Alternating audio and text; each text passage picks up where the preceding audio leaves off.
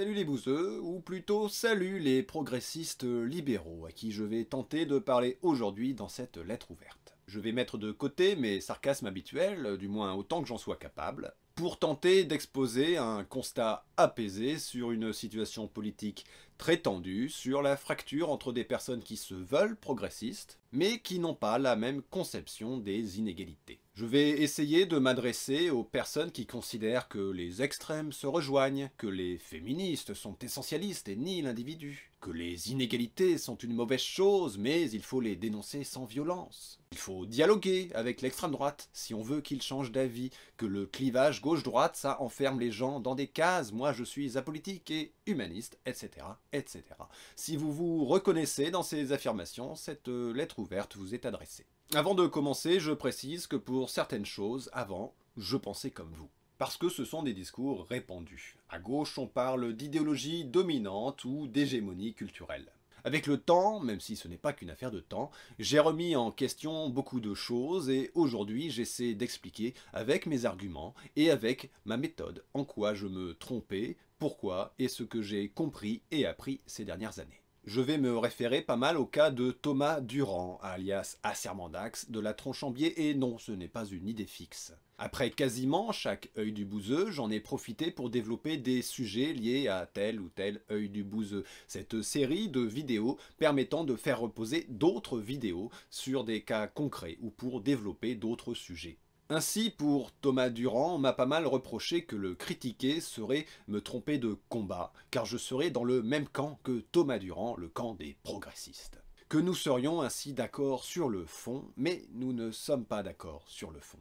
Cela a pour moi autant de sens que de considérer que je serais dans le même camp que Macron contre l'extrême droite. Je ne pense pas qu'il soit aujourd'hui nécessaire de développer en quoi Macron ne représente pas un barrage contre l'extrême droite. Il me semble que c'est devenu évident pour pas mal de gens, avec les violences policières ou encore la théorie du complot du SJW islamo-gauchiste défendue par plusieurs ministres. Si aujourd'hui vous ne voyez pas la jonction idéologique entre le macronisme et le lepénisme, c'est que vous êtes déjà trop influencé par la rhétorique autoritaire et que vous n'êtes plus un démocrate progressiste.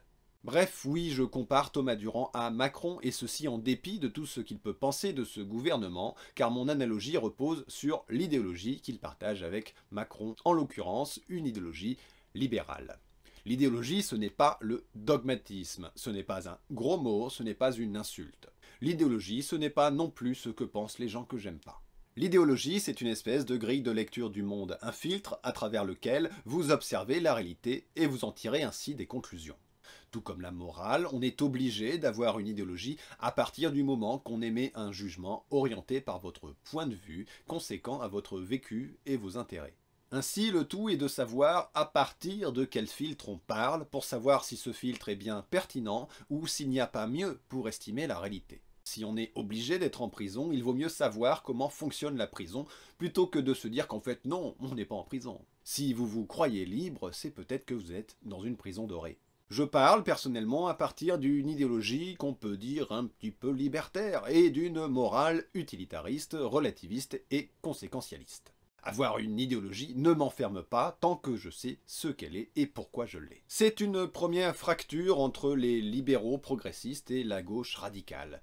Quand on dit que vous avez une approche libérale des oppressions, on ne dit pas que vous êtes un facho, que vous êtes un con, que vous êtes un mouton. On ne nie pas votre individualité ou votre libre arbitre, on dit juste que vous avez votre point de vue et que celui-ci est orienté par une approche individualiste, libérale, qui ne permet ni de comprendre ce que dit la gauche radicale, ni de comprendre la réalité sociale.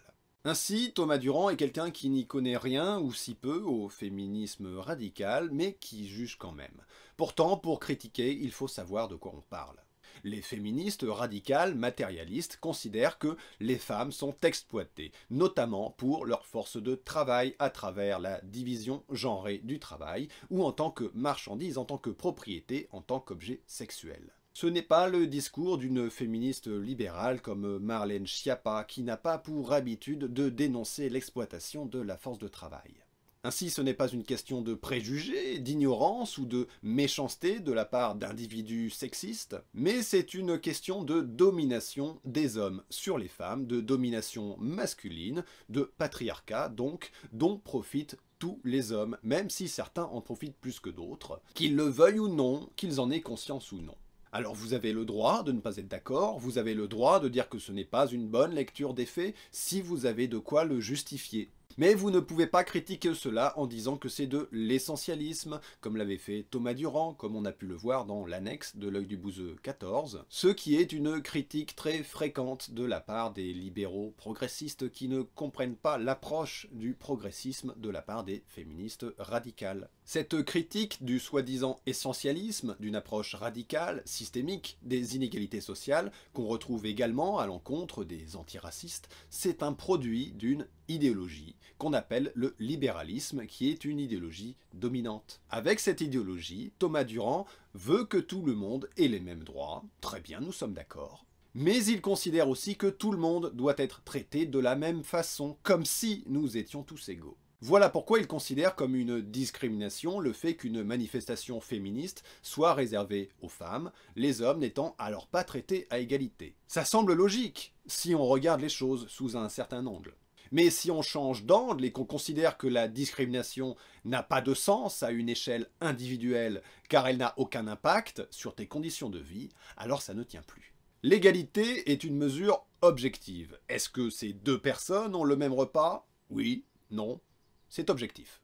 Mais le critère de mesure de l'égalité est subjectif. Est-ce qu'on se demande si l'égalité c'est d'avoir le même repas ou que le repas réponde aux besoins de chacun? Donner un repas d'enfant à un adulte, c'est un traitement égalitaire et pourtant ce n'est pas juste, équitable pour l'adulte, si pour lui l'égalité c'est que l'appétit de tout le monde soit comblé. Selon les critères, l'égalité est une inégalité et inversement. Le tout donc est de se demander, mais quels sont nos critères et pourquoi?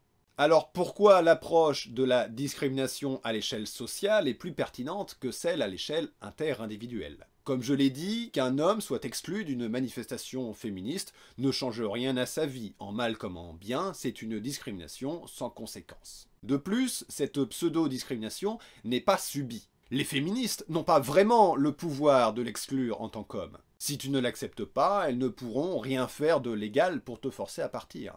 Enfin, là encore, dans l'exemple d'une manifestation réservée aux femmes, la discrimination individuelle des hommes exclue d'une manifestation est le produit, la réaction, la conséquence de la discrimination sociale des femmes. Si cette manifestation non mixte existe, c'est pour contrer le manque de représentation des femmes et les agressions sexuelles pour permettre à des femmes d'être tranquilles pendant quelques heures. Ainsi, en acceptant l'idée que la discrimination interindividuelle a du sens, et ceci en raison de son idéologie libérale humaniste, Thomas Durand non seulement s'empêche de voir la discrimination sociale qui s'exprime à travers un traitement soi-disant égalitaire, mais aussi il émet une critique d'une approche féministe radicale reposant uniquement sur un désaccord de fond, sur un désaccord politique, philosophique et scientifique de conception de l'égalité. Alors si tout cela avait pour conséquence des critiques à côté de la plaque, ça ne serait pas bien grave. Ça l'est plus lorsque ces critiques vont à l'encontre de ses propres objectifs. Si vous vous considérez progressiste,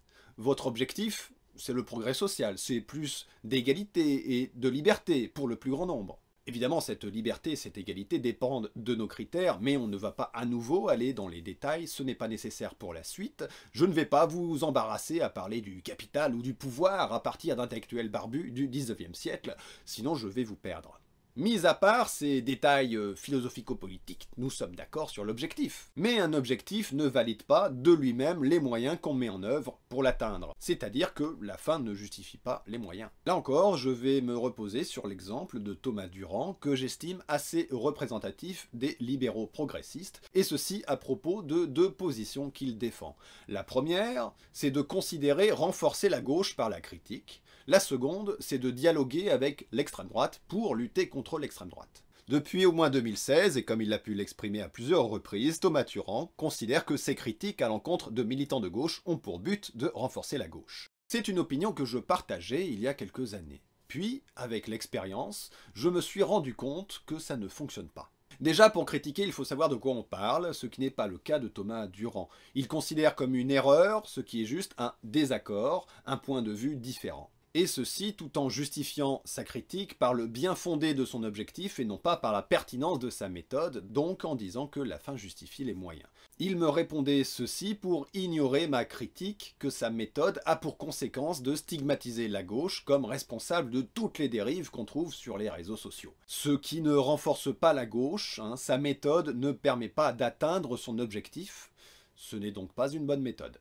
Évidemment, ceci ne signifie pas qu'il ne faut pas critiquer la gauche, mais il faut le faire avec extrêmement de précaution. Quand vous voulez critiquer la gauche pour la renforcer et que vous êtes applaudi par l'extrême droite, il vaut mieux vous poser des questions. Considérez, comme Thomas Durand, que la gauche doit être exemplaire pour être plus difficile à critiquer, c'est partir du principe que les opposants à la gauche sont de bonne foi ou se reposent sur ce qu'on défend vraiment. Pourtant, à quoi bon la perfection quand en face, il se contente de te traiter de racialiste, quoi que tu dises, que tu as le physique de tes idées, que tu es un islamo-gauchiste, un suppôt des campus américains bolchevisés, que les antiracistes sont les vrais racistes et les féministes sont essentialistes, etc., etc. Tout cela ne se repose pas sur des erreurs de la part des personnes visées par de telles accusations, pas plus que la victime d'une calomnie n'en est responsable. De la même manière, les anti-progressistes n'hésitent pas à mettre en avant un obscur compte Twitter à 12 abonnés avec un drapeau arc-en-ciel et qui a dit une connerie devenant alors représentative de l'ensemble de la gauche et de ses dérives. Quand tout simplement ce compte n'est pas totalement inventé par eux. Ça, ce n'est pas la faute des militants de gauche et ils ne peuvent pas y faire grand-chose si ce n'est dénoncer la magouille. Voilà la réalité de nos réseaux sociaux. Cela ne signifie pas non plus qu'on ne doit pas faire d'efforts, mais juste que l'exemplarité est non seulement idéaliste, mais aussi une grande dépense d'énergie pour peu de résultats. Là encore, c'est une fracture entre les libéraux et la gauche radicale antifasciste. Cela renvoie au concept libéral de marché des idées. Il consiste à imaginer un marché parfait où les idées sont des marchandises et par le jeu de la concurrence, la meilleure marchandise sera la plus vendue.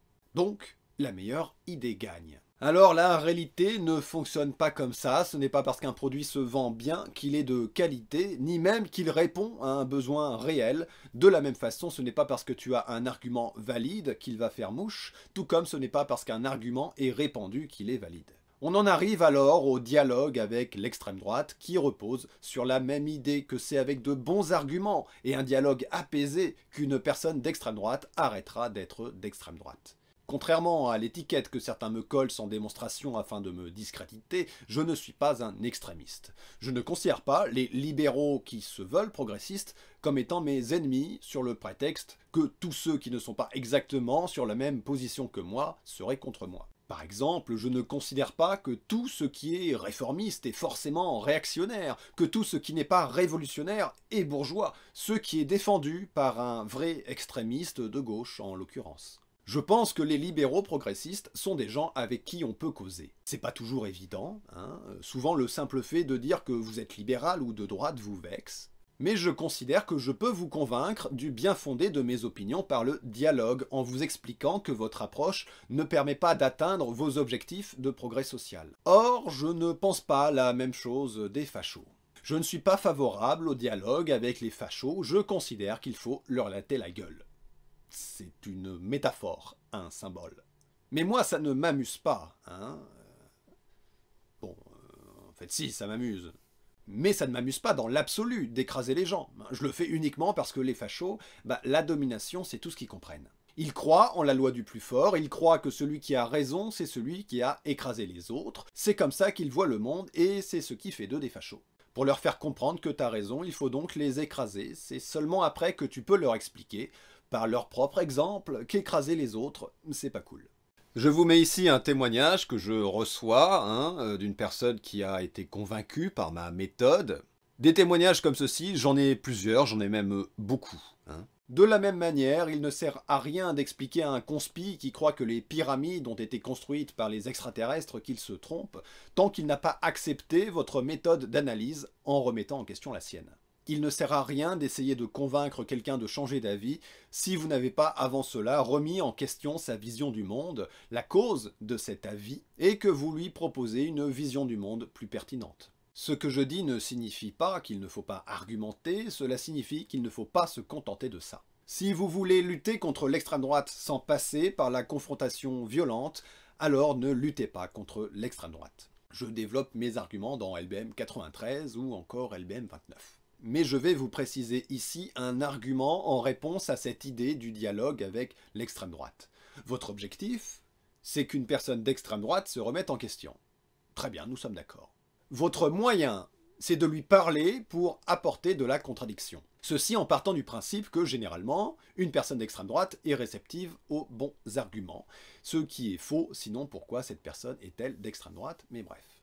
Je vais me concentrer sur le cas précis d'un youtubeur qui se veut progressiste et qui irait sur la chaîne d'un autre youtubeur qui ne l'est pas franchement. Si on ne considère pas que la fin justifie les moyens, il faut alors se poser la question de savoir si cette méthode permet d'atteindre son objectif, et si oui, à quel prix. On peut accepter l'idée qu'en apportant de l'opposition, des gens du public du youtubeur réactionnaire seront touchés. Toutes les personnes ayant des idées réactionnaires ne sont pas forcément dogmatiques ou très idéologisées. Il peut arriver que ce soit le résultat d'une ignorance, d'une erreur, que leurs idées ne sont pas profondément ancrées comme des parties essentielles de leur identité, et que donc on peut les remettre en question, etc., etc. Donc ok, ça peut faire changer d'avis des gens. Seulement, il y a un prix, et même plusieurs. Il y a celui de la légitimation que je ne développerai pas car je l'ai fait dans LBM 29. Le prix à payer que je vais développer, c'est qu'en allant vers l'extrême droite, vous emmenez des gens avec vous. Vous allez donc participer à diffuser le discours d'extrême droite dans votre propre public, dans vos propres cercles. Et alors, votre propre cercle peut donc être touché de la même façon que l'autre. Êtes-vous prêt à prendre ce risque? Cette pratique possède donc plusieurs limites alors qu'elle n'est pas la seule et unique méthode pour atteindre votre objectif.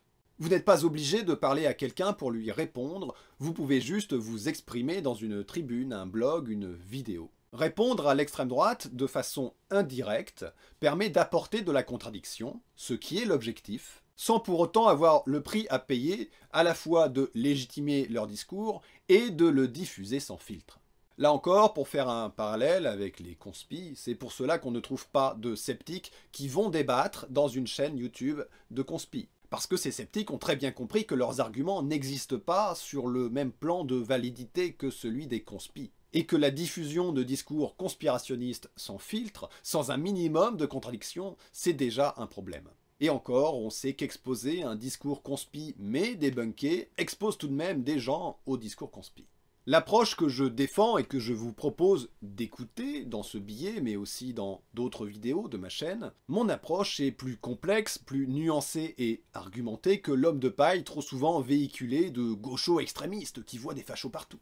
Que pour lui, les gens qui ne pensent pas comme lui sont méchants. La gauche que j'estime représentée ici, en toute arrogance, ne croit pas être les gentils de l'histoire. Comme tout le monde, nous défendons nos intérêts. C'est juste qu'on considère défendre les intérêts du plus grand nombre et qu'on a des arguments un peu plus solides que d'autres. J'espère que cela vous aura donné un autre angle de réflexion pour vous inviter à mettre de côté les idées préconçues sur la gauche, afin d'écouter tranquillement un point de vue différent. Et si ce n'est pas le cas, on vous enverra au goulag. Et voilà, j'ai tout gâché.